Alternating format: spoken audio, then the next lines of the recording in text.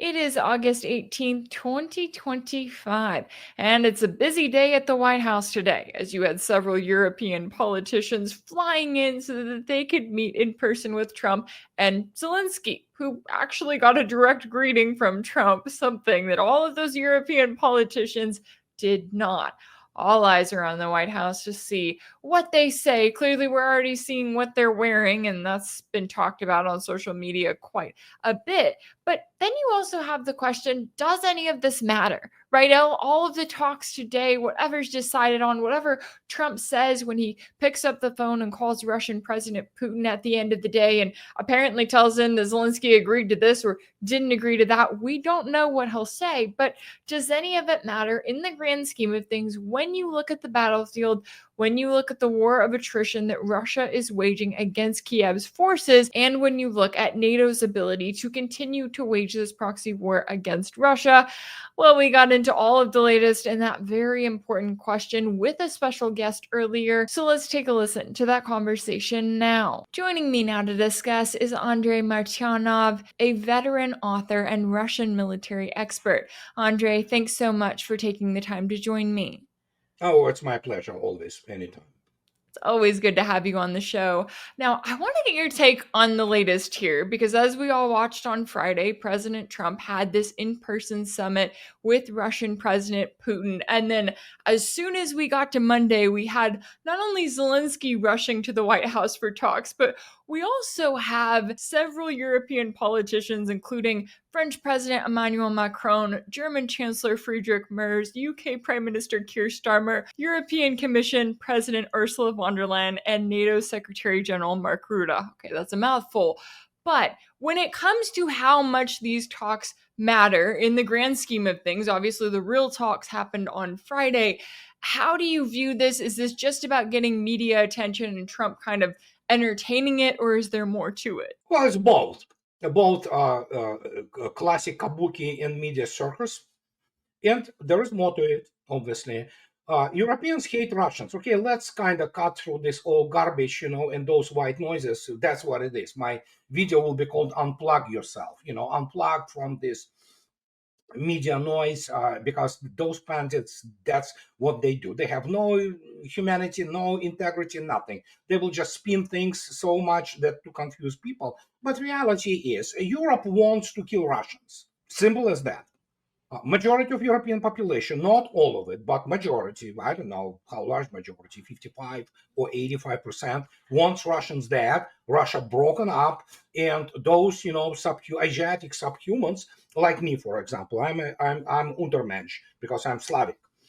So it's to have those resources of Russia, period. That's the only thing. Europe is a bunch of paupers. They have no resources to speak about. They have no energy, which now they are completely dependent on the goodwill of the United States, which may or may not provide them, for example, the critical liquefied natural gas for them. They, especially Germany, they have the export-oriented economies which are not survivable and not sustainable, and we already know that what is happening there. United Kingdom is out, France is out, and Germany is out. Three critical European countries. And it has to be understood that Russia and the United States, they operate in a different environment. They operate in a different dimension, specifically because of the gigantic nuclear arsenals and being military nuclear superpowers. So you have those European chihuahuas who need to, they wanted that. They needed this war, and these are the, how to say it, these are not normal socially or culturally people. Europe is not West anymore.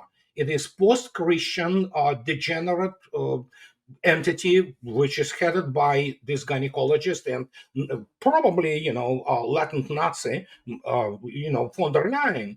And they basically put themselves on the altar of their idiotic agendas, being absolutely incredibly stupid people.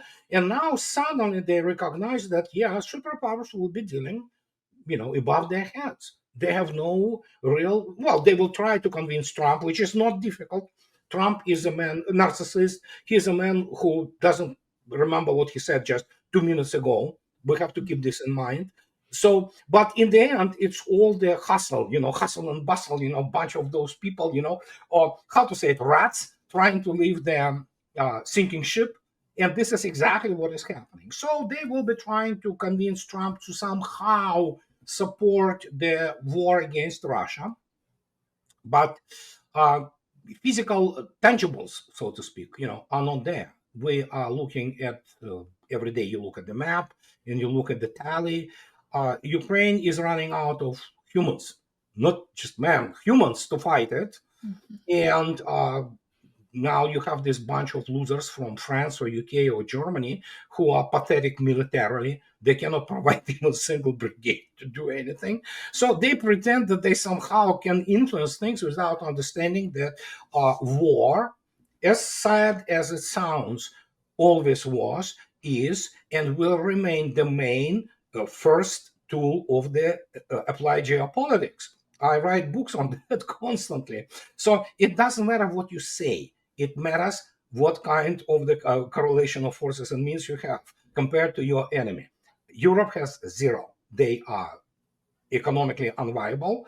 They culturally are post-Christian, post-Western, post whatever it's just basically degenerate culture there, and they cannot influence it in any way except for doing things like terrorist acts, killing civilians. Russian civilians, they love to kill Russian civilians. And so what can I say? If you look attentively their political class, they enjoy it. Well, they enjoy it while being scared, basically, to the point of losing completely their mind. But they enjoy it. They love nothing more than that Russians. This was the case for millennium. It will continue to be the case because this is what Europe is. And what can I say? It has been demonstrated manifestly for the last 30 whatever months, and there's nothing to talk about with Europe. So the only thing they can do now is, as you already stated, just rush to Washington D.C. and try to convince this narcissistic guy who wants desperately his Nobel Peace Prize, and that's about it. But it doesn't matter.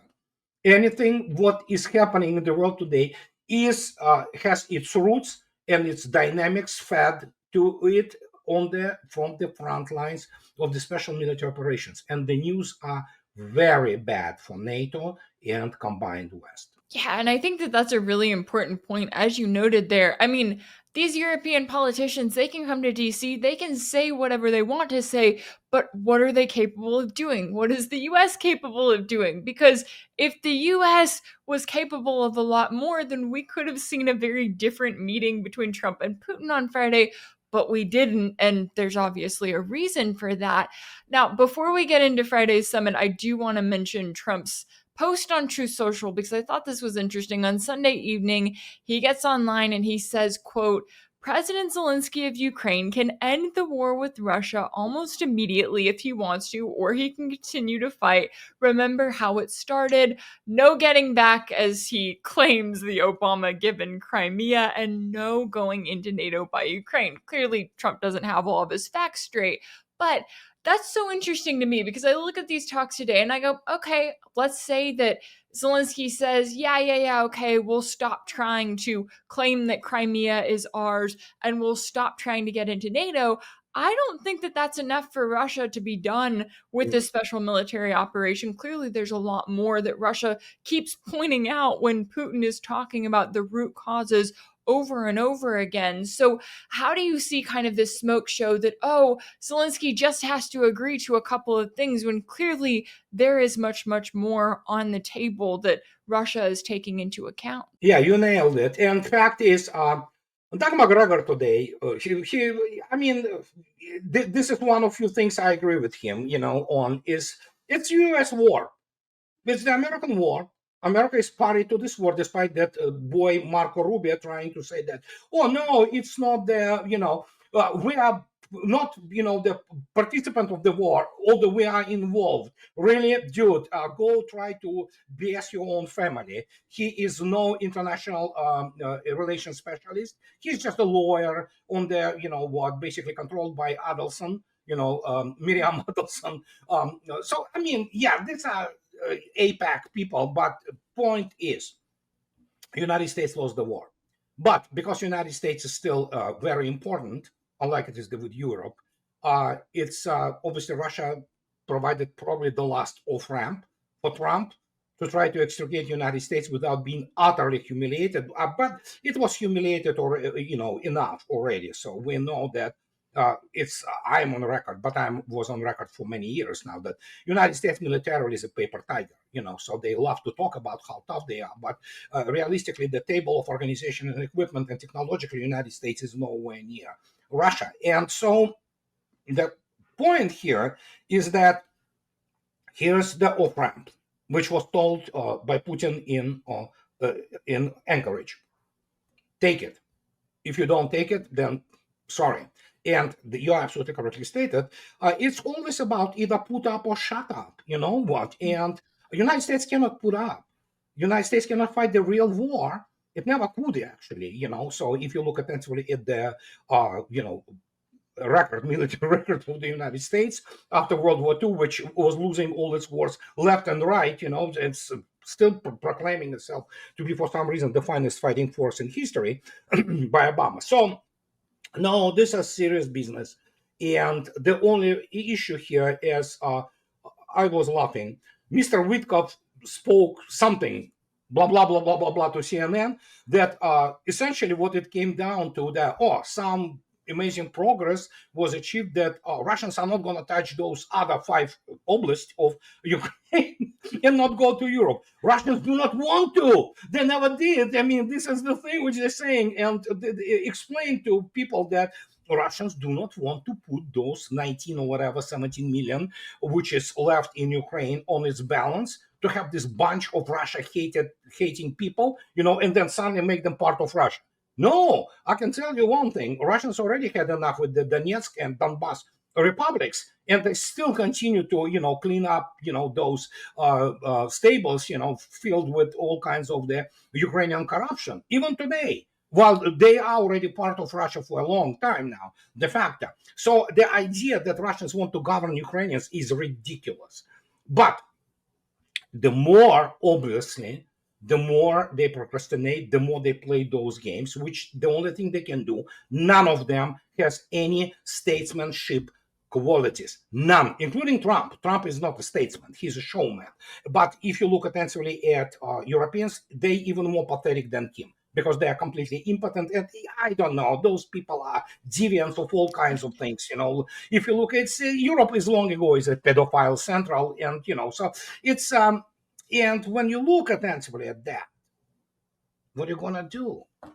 Yeah, create white noise, create this thing, but reality on the ground continues to develop the way Russians want to. And the more they procrastinate, the more they are engaged in this media circus, the more Ukrainians will be killed, and the more territory inevitably will fall under Russian control, despite the fact that I constantly on the record, and this is a strategic truism, that actually the taking the territory, especially when it's not your territory, is an unnecessary evil. You have to. But the main object remains, and the main objective remains the same. You have to physically annihilate the forces of the enemy. And this is what Russians were doing really effectively. Demilitarizing not Ukraine. Ukraine is a virtual state. That's why the panic. Russia demilitarized NATO and the United States. And we know how bad it happened. And there you go. So they are at the end of their rope. And so let them hustle, bustle, and continue to expose themselves, the morons that they are. Yeah, exactly. And that's, you look at it and you go, okay, I think that that's really important to note there, as you were pointing out. This is not just about Ukraine, this small country. This is about all of NATO, this existential threat that Russia is facing. And the further we get into this, the more Russia's proven right? And back in 2022, people would act like, oh, this was an unprovoked attack. Well, look what NATO's doing now. This has been their goal all along, to target Russia. Now, I did notice, going into these talks, there were a lot of people that were almost kind of holding their breath, scared that Putin was going to agree to some sort of a deal, that he was going to say some version of what's being reported out there of, yeah, sure, get out of the Donbass, we'll, freeze the front lines, essentially freeze the conflict, and that there would be another Minsk style deal. And now that we kind of are past that and people are realizing that, okay, that's not going to happen, the comment that I see over and over again is something to the effect of,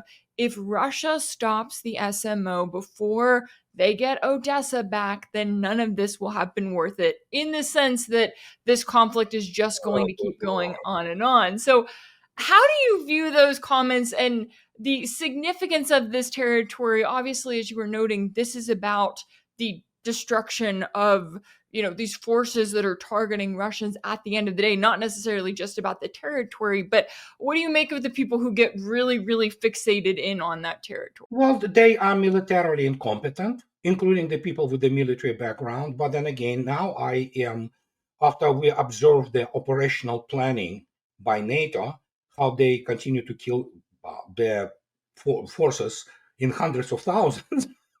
That tells you actually about their level. They're amateurs. They do not understand what real war is. They do not understand how the strategy is developed. They simply have no, reference point. And that is why, yeah, I heard this also. It was nauseating. Like, oh my God, they're going to kill Putin. Oh my, yeah, sure. Listen, people, do you understand how this works? I was explaining this to the point that I had people who were hysterical on my blog.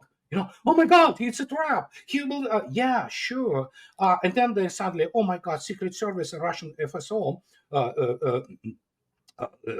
Federal Service of the Security Service, Федеральная служба охраны, Protection Service, together in the same platform, those snipers. Yeah, this is Russia and United States, morons.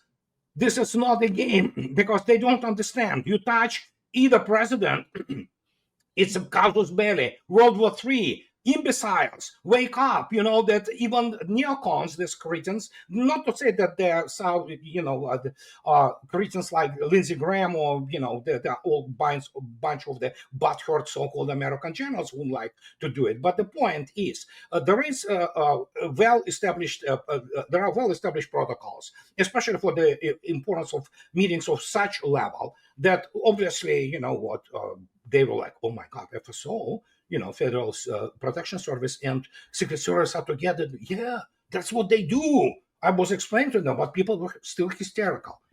I said, there's the biggest people in the world.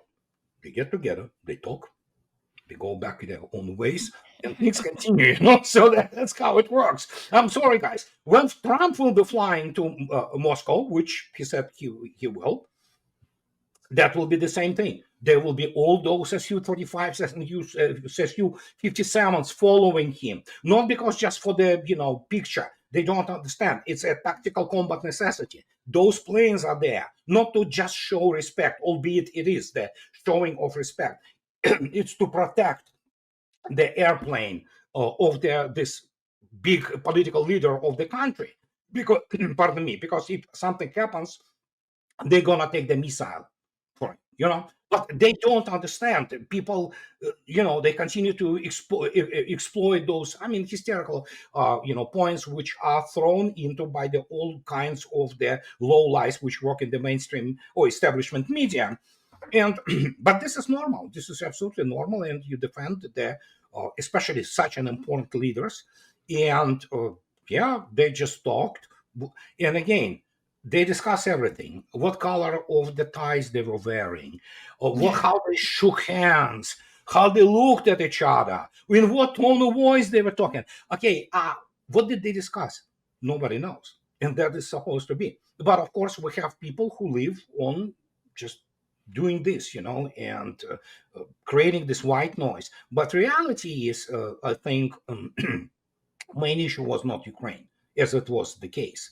The main issue was, that is why, okay, if we talk about smiles, Mr. Dmitriev, the big business guy, he was happy after that.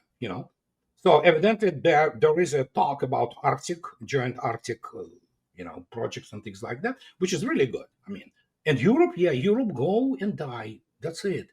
Big guys speak on their own terms. You are not there. You are not a subject. You are object. And I will be, as always, accused of, oh, you hate Europeans. No, I'm a man of European culture. It's just that Europe is not there anymore. Those people do not understand that. There is no Europe, and there's no West as it used to be, which we know, through all kinds of those achievements and everything. It's over.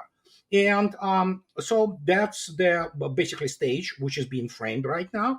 And of course, what many people still do not understand, Vladimir Putin was talking on behalf of BRICS, not just Russia.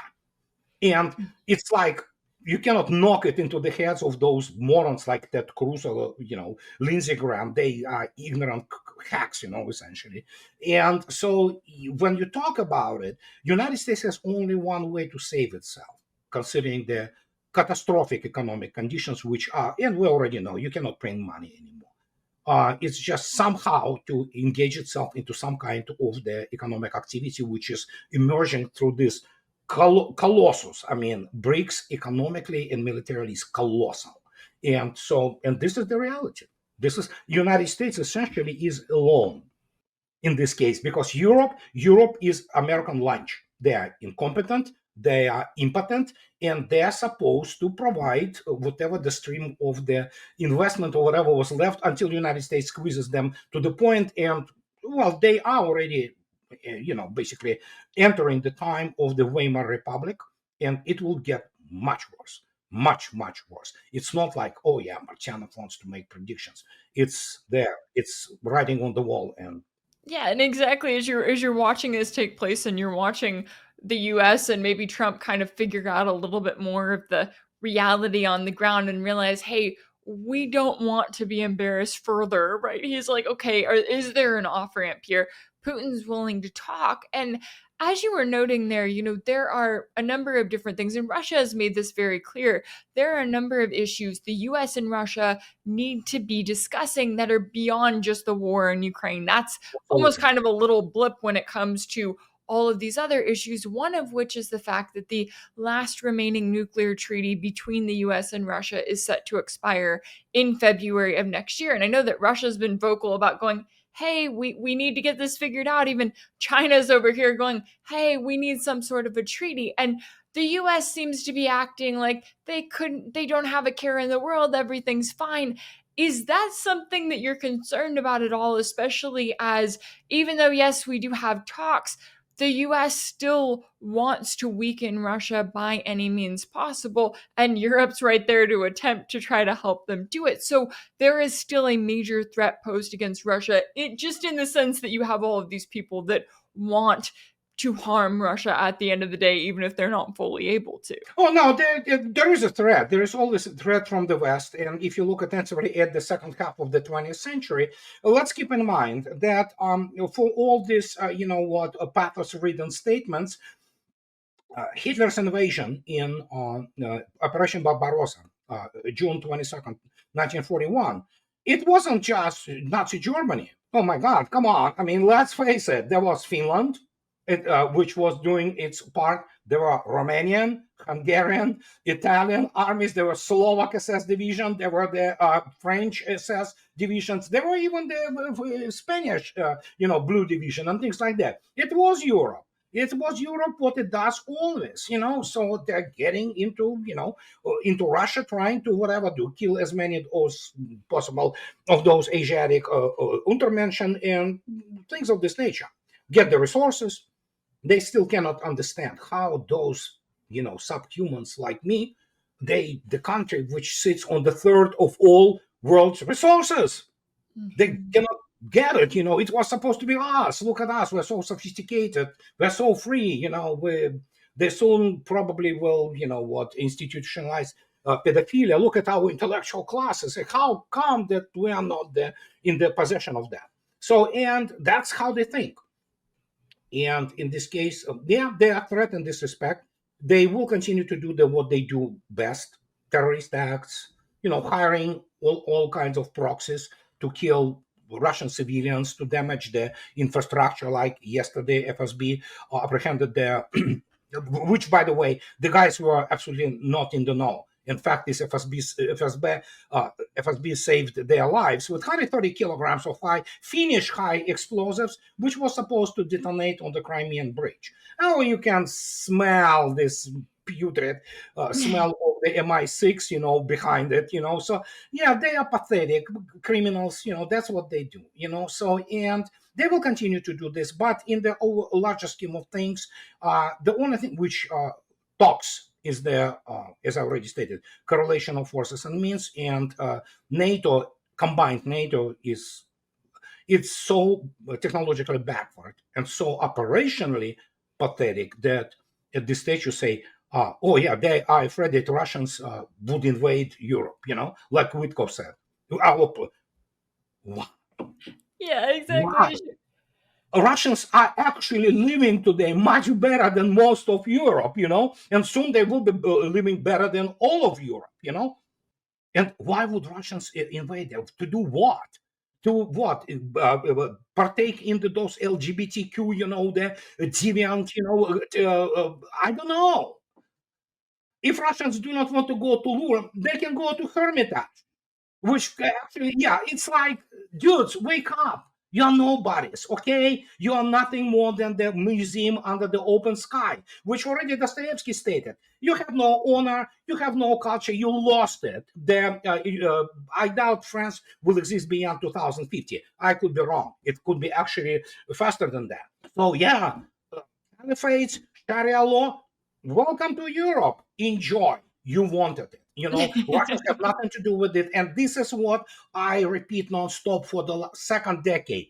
Never again the foot of Russian soldier and not a single drop of blood of Russian soldier will step or will be spilled on the European territory. Let them kill each other. Let them, if they starve, let them starve. This is what it came down to, because this is what many people do not understand. These are final salvos of the World War II. Because many people do not understand what happened. Russians won. They defeated Nazism. They defeated this radicalism in Europe and in the world.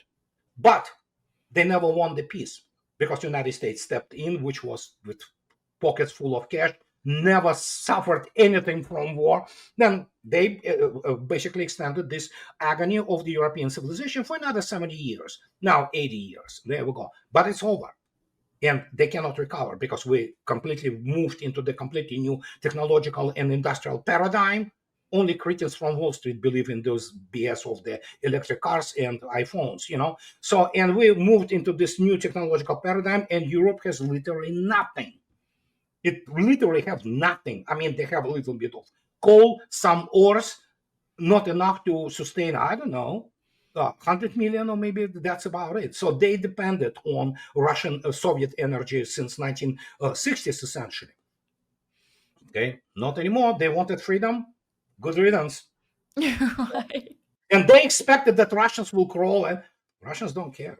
Yeah, Russia's found other trading partners, right? They've said, okay, you don't want to work with us. All right, there's plenty of other countries that will. And that's the thing, is you're watching this unfold, and I do think it's important, kind of as you're pointing out there, to look back at the historical context, because any logical person looking at this in 2025 is going, why would the US and Europe do this? Why would they be so stupid to think that, oh, they could just target Russia with this big proxy war and Russia would fold, or maybe there would be some sort of government overthrow in Moscow and then it would turn into whatever the US wanted? It's like, no, this is a decades old fight that is still playing out to this day. And I think exactly as we saw in Alaska, and probably as we're seeing in DC today, so much of these talks that are happening on the Western side, they don't actually matter. And Russia's made that very clear. Yeah, they don't. You see, that's the point. And it has everything to do with lack of, well, first, we have to understand that Western, NATO, United States including, military education is a joke. I mean, generally, we have the situation with the higher education in the combined West. That is why Russia completely stopped now this Bologna process and is coming back to the Soviet model. The specialists, not of this BS and, oh, I have master's degree in whatever, No, no, no, no, no. That doesn't work like this. Nobody cares if you took the classes in photography and ballet dancing, in your degree. No, no, no. It doesn't work like this. But that's what we have. I am stunned really when you look attentively at the backgrounds of people who graduate from U.S. Air Force Academy or U.S. Naval or West Point. They like, oh yeah, he graduated this military academy and he majored in the English literature. What? Right. How about he majored in the, what technological aspects of the, application of the long range fires on the sub? It's like, what the hell, man? I mean, it's just that's what it came down to. And as a result, you have those people, they believe their own BS because obviously all military history in the for elites in the West, including the United States, was written by those victorious Wehrmacht and SS generals. Yeah, they were victorious so much that they ended up, being destroyed. But you know what? It's, I believe, the civilizational affiliation. They wanted to believe that we are Western civilization, we cannot lose. But no, red flag in Berlin and all. So let's do it this way.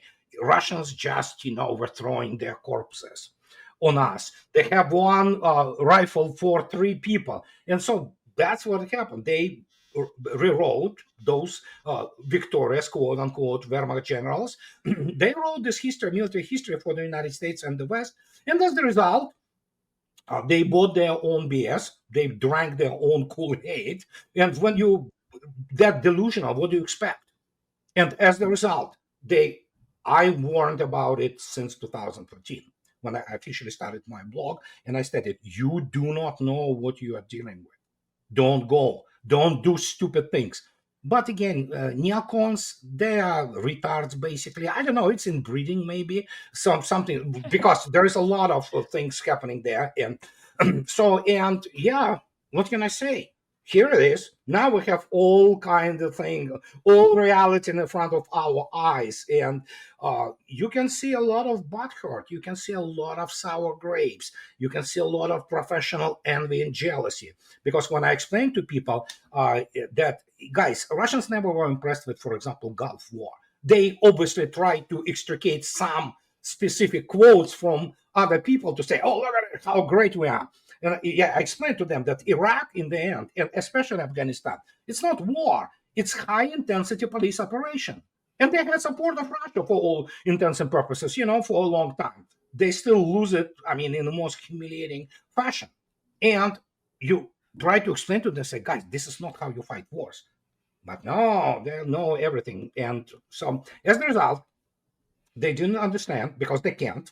If you look at the US Congress, all those bunch of lawyers and political scientists who are there, or Afghan veterans, I was 1,000 kilometers away from the combat lines, but I participated. I'm veteran. This is stolen valor, which was always a part of their basically Western thing. And as a result, so we have the complete collapse militarily on the ground, and Russia will continue to do it because she can. She can continue to do this. I mean, as long as it takes, and it has everything to do with the resources.